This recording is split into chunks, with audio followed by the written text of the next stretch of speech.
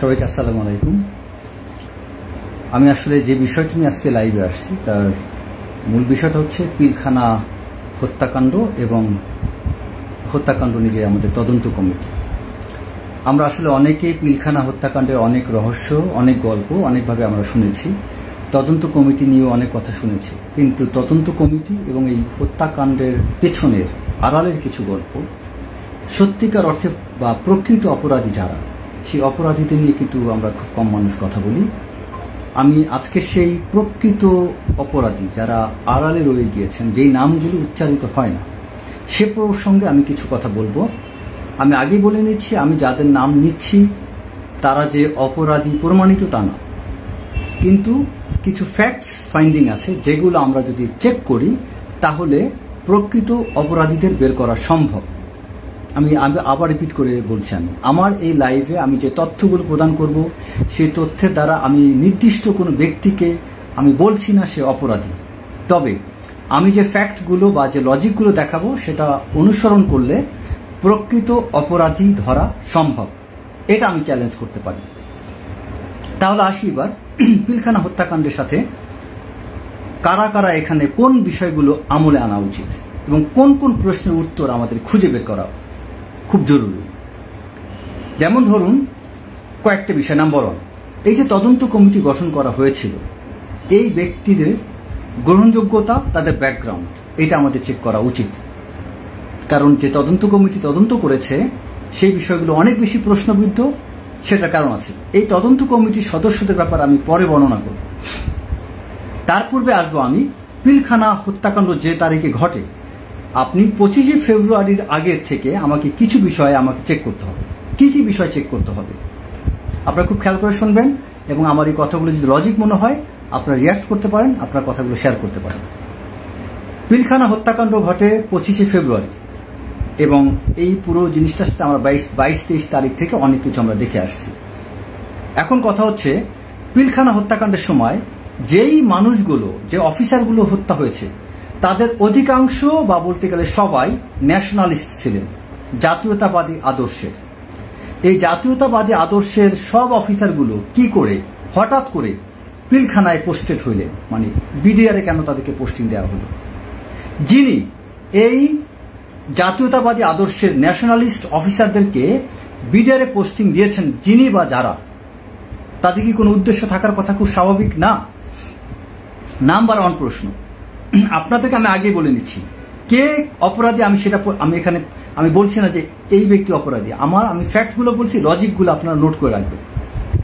যেসব অফিসার এখানে হত্যা হয়েছে, এই অফিসারগুলোর অধিকাংশে আমরা স্বীকার করি এরা ন্যাশনালিস্ট ছিলেন, জাতীয়তাবাদী আদর্শের। আপনার কর্নেল গুলজার থেকে শুরু করে কর্নেল এমদাদ, যত অফিসার আছে, কর্নেল মুজিব, কর্নেল এলাহি, সব অফিসারগুলোর নাম নিলে আমরা জানতে পারি তারা কোন আদর্শের। এই সব অফিসারগুলো, গুলজারের নাম সবাই জানেন, এই কর্নেল গুলজার সহ ন্যাশনালিস্ট আদর্শের যে অফিসার, তাদেরকে ঠিক হত্যাকাণ্ডের আগে পোস্টিং দেওয়া হয়েছিল। এই পোস্টিংটা কে করেছিলেন? এখন আপনারা হয়তো অনেক উত্তর দিবেন। নাম্বার 1 প্রশ্ন। আচ্ছা, নাম্বার 2, আপনাদের কাউন্টার প্রশ্ন হতে পারে যে সামরিক বাহিনীর তখন যিনি সামরিক সচিব ছিলেন তিনি পোস্টিং করেছেন। এখন সামরিক সচিবকে যদি প্রশ্ন করা হয় যে আপনি এই অফিসারগুলোকে কেন একসাথে বিডিআরে পোস্টিং দিলেন, তখন তিনি হয়তো উত্তর দিতে পারেন যে আমাকে অমুক ব্যক্তি বলেছিলেন। কে সেই ব্যক্তি? সেনাপ্রধান মইনু আহমেদ, তৎকালীন ডিজিএফআই ডিজি, বা তারেক সিদ্দিকী? কে বলেছিল?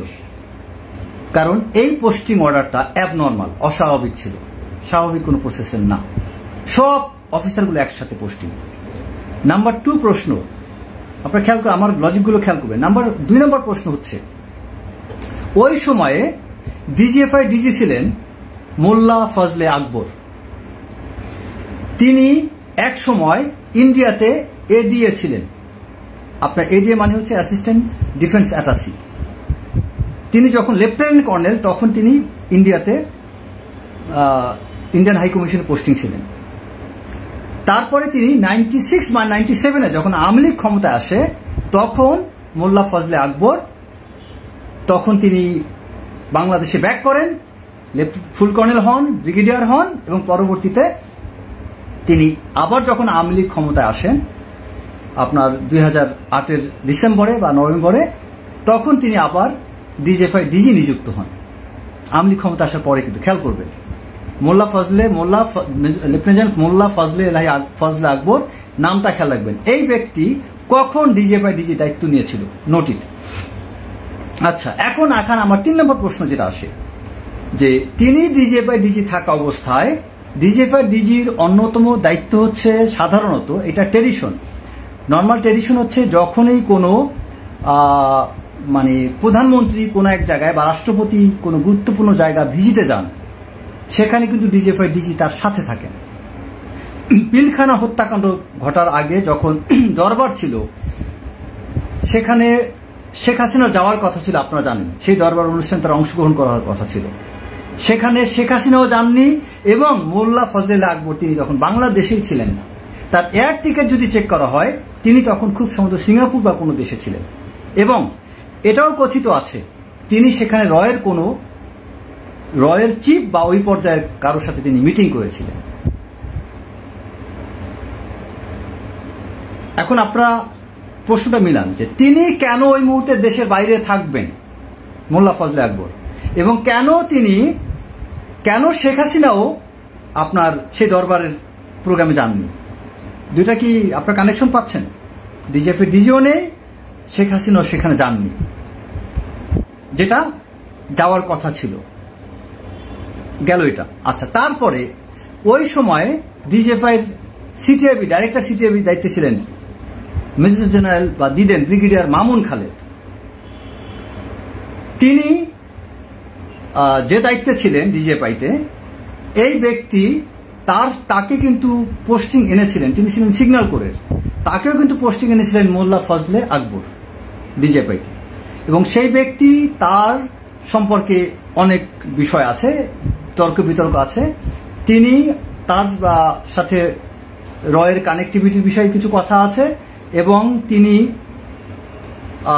যথেষ্ট প্রভাব বিস্তার করতেন এবং পিলখানা হত্যাকাণ্ডের সাথে যে বিষয়গুলো হয়েছিল সেটা নিয়ে তিনি অনেক বিষয় গোপন করেছেন এবং তিনি যে রিপোর্টগুলো দেওয়ার কথা, বিশেষ করে ডিজিএফআই ডিজি যখন দেশের বাইরে থাকে তিনি কিন্তু গুরুত্বপূর্ণ দায়িত্বে, তিনি সেই দায়িত্বটা পালন করছেন কিনা এই বিষয়গুলো তাকে প্রশ্ন করা দরকার। আচ্ছা, এখন আমি ব্যাক করি তদন্ত কমিটির দিকে। আপনি খেয়াল করে দেখেন, তদন্ত কমিটির যারা সদস্য ছিলেন, তার অন্যতম সদস্য ছিলেন কাজী হাবিবুল আওয়াল।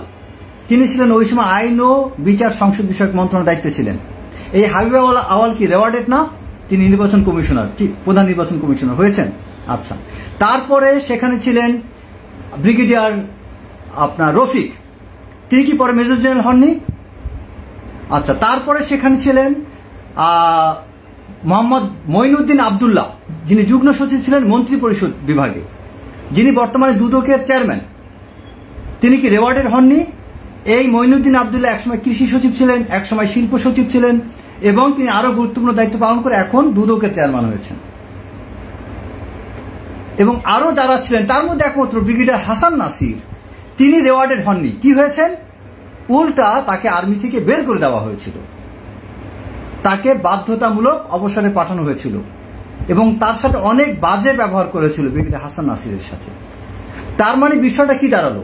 তদন্ত কমিটিতে যারা স্বচ্ছ ছিলেন, ব্রিগেডিয়ার হাসান নাসির তিনি নোট অফ ডিসেন্ট দিয়েছিলেন, একটা নোট দিয়েছিলেন যে আমাকে স্বাক্ষর করতে বলা হয়েছে তাই আমি স্বাক্ষর করিলাম, কিন্তু এই তদন্ত রেজাল্টের সাথে আমি সহমত নই, এরকম কিছু একটা লিখে তিনি সেখানে স্বাক্ষর দিয়েছিলেন।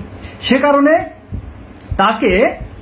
তার বিরুদ্ধে কোর্ট অফ ইনকোয়ারি গঠন করা হয়েছিল এবং এই যে আমাদের সাবেক সেনাপ্রধান মেজর জেনারেল ইকবাল করিম ভূঁইয়া, তিনি তখন সাভারের জিওসি, তার অধীনে তদন্ত কমিটি গঠন করে তিনি তাকে ওই মুহূর্তে এটার জন্য প্যানালাইজ করেছিলেন। বিষয়টা তাহলে কি দাঁড়ায়? এটা কি একটা প্রশ্নের উত্তর হয় না যে ওই তদন্ত কমিটির যারা স্বচ্ছভাবে কাজ করেছে তারা পানিশড হয়েছে, যারা রেওয়ার্ডেড হয়েছে তার মানে তারা স্বচ্ছভাবে কাজ করে নাই, তার মানে তদন্ত কমিটি কোনোভাবেই গ্রহণযোগ্য না। সো আমার কথা এখানে যেটা হচ্ছে, এই পিলখানা হত্যাকাণ্ডের বিচার করতে গেলে ওই সময় ডিজিএফআই ডিজি, ডাইরেক্টর সিটিআইবি, তখন আমাদের মিলিটারি সেক্রেটারি, তখন সেনাপ্রধান, তখনকার সময় বিজিবির ডিজি, তখনকার সময় তদন্ত কমিটির যত সদস্য, এদের প্রত্যেকে কাস্টডিতে এনে জিজ্ঞাসাবাদ করতে হবে। যদি এটা না করতে পারি আমরা, তাহলে কখনোই স্বচ্ছ এবং সত্যিকারের তদন্ত হবে না। এই পিলখানা হত্যাকাণ্ডের সুষ্ঠু বিচারের জন্য, সুষ্ঠু তদন্তের জন্য যে তদন্ত কমিটি গঠন করা হবে, সেখানে সার্ভিং হোক আর রিটায়ার্ড হোক, যেসব মিলিটারি অফিসাররা এই পুরো প্রক্রিয়া সম্পর্কে ভালো ধারণা আছে, যারা জানেন, তাদেরকে এখানে নিয়োগ দিতে হবে। এবং এই তদন্তর সাথে যেসব ব্যক্তিরা আপনার এখানে কাজ করবেন, তাদেরকে পূর্ণ স্বাধীনতা দিতে হবে। একই সাথে আমাদের বর্তমান স্বরাষ্ট্র উপদেষ্টা লেফটেন্যান্ট জেনারেল জাহাঙ্গীর, তার ব্যাপারে যদি কোনো সন্দেহ বিতর্ক থেকে থাকে, তাহলে এই তদন্ত প্রক্রিয়া তার প্রভাব মুক্ত রাখতে হবে। এটা বিশেষ ক্ষমতা বলে চিফ অ্যাডভাইজার, প্রধান উপদেষ্টা ডক্টর মোহাম্মদ ইউনূস, তার অধীনে স্পেশাল একটা কমিটি গঠন করে এইটার তদন্ত কাজ শুরু করতে হবে। এখানে স্বরাষ্ট্র উপদেষ্টা বা কেউ সম্পৃক্ত থাকতে পারবে না। এবং এই তদন্ত কমিটি এখানে সামরিক বাহিনীর তৎকালীন যিনি তদন্ত কমিটির সাথে সবচেয়ে ভূমিকা রেখেছিলেন, সেই হাসান নাসিরকে আবার অন্তর্ভুক্ত করতে হবে। ব্রিগেডিয়ার হাসান নাসিরকে আবার অন্তর্ভুক্ত করতে হবে। একই সাথে পিলখানা ঘটনায় যেসব অফিসাররা চাকরি হারিয়েছেন, তাদেরকে তদন্ত প্রক্রিয়ার মধ্যে আনতে হবে। প্রত্যেকের স্টেটমেন্ট নিতে হবে এবং সেই স্টেটমেন্ট প্রকাশ করতে হবে। স্বচ্ছ বা সুষ্ঠু এবং যদি ন্যায্য আমরা এখানে তদন্ত এবং আমরা যদি বিচার এখানে আদায় করতে চাই, তাহলে আমি যে কথাগুলো বললাম, এটার বিকল্প অন্য কিছু আছে বলে আমার মনে হয় না। তো আমি সবাইকে অনুরোধ করব, আপনারা এই বিষয়টা সাথে অন্য কোনো বিষয় থাকলে সেটা আপনারা এখানে উল্লেখ করতে পারেন। আমার এটাকে শেয়ার করে সেখানে কমেন্টসও লিখতে পারেন যে হ্যাঁ, এটার সাথে এই বিষয়টা করা যেতে পারে। এবং এখানে আমি মনে করি এটা পলিটিক্যাল ইস্যু ছিল না, এটা একটা মিলিটারি ইস্যু। সে কারণে এটা মিলিটারি ইনভলভমেন্টটা সবচেয়ে বেশি জরুরি, নট দ্য পলিটিক্যাল ইনভলভমেন্ট। এবং এই ঘটনা যদি সঠিক তদন্ত কার্য সম্পাদন হয়, এটা চিফ অ্যাডভাইজারের সবচেয়ে বড় একটা সাফল্য হবে। এবং আমি মনে করি আমাদের যত অফিসাররা যারা আছে, এটা নিয়ে খুব একটা কষ্ট নিয়ে এতগুলো বছর অতিবাহিত করেছি, 15-16 বছর। আমাদের এই অফিসারদের এই বিষয়টা যদি আমলে না নেওয়া হয়, তাহলে এটার পরিণতি অনেক ভয়াবহ হবে। কারণ আমি ইয়াং অফিসার থেকে শুরু করে সবার বিভিন্ন বক্তব্য দেখতে পাচ্ছি, অনেকে যোগাযোগ করছে।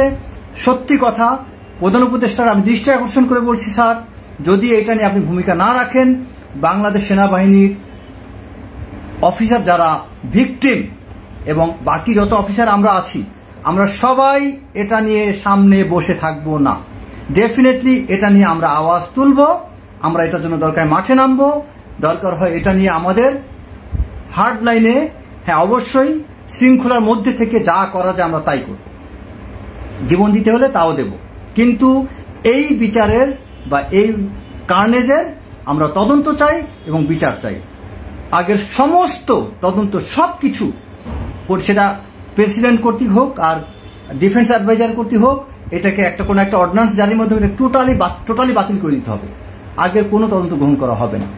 এবং শুধু তা না, পিলখানায় হত্যাকাণ্ডে আপনার যে সবচেয়ে বড় অপরাধী যারা, তাদেরকে বাঁচানোর জন্য অনেক অফিসারকে ভিকটিম করা হয়েছে, সেই ব্যক্তিগুলোকে রেওয়ার্ডেড করতে হবে, তাদের ক্ষতিপূরণ দিতে হবে।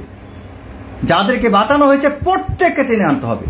শুধু শেখ হাসিনা না, আমাদের সামরিক বাহিনীর অনেক মানুষ এটার সাথে যারা, বিশেষ করে ডিজিএফআই ডিজি, তৎকালীন যিনি ডিজি ছিলেন, তার মতো মানুষ এবং আরো অন্যান্য যারা ছিলেন, তাদেরকে ডেকে জিজ্ঞাসাবাদ প্রপারলি করলে সবকিছু বের হয়ে আসবে, কিছু লুকানো যাবে না।